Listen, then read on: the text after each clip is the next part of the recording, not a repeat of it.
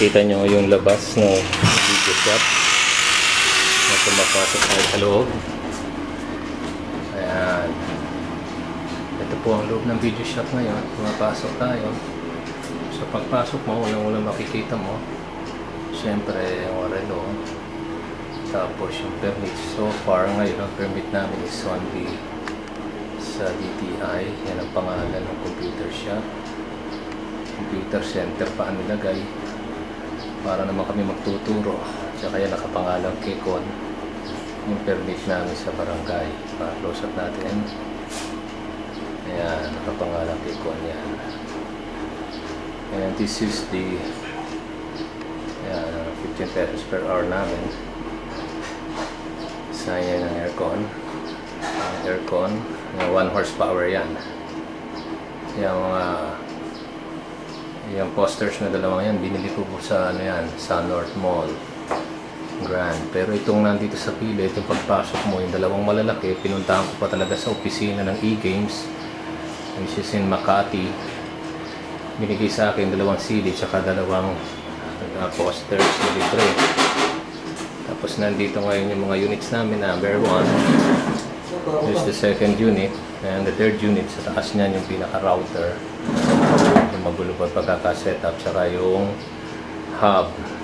Ayan, ayun ngayon yung mga 15-inch na monitor. So ang bawat isang computer is 2.2 gigahertz na dual core.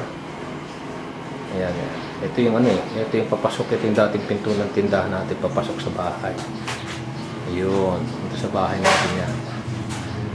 So, wala na rito yung mga dating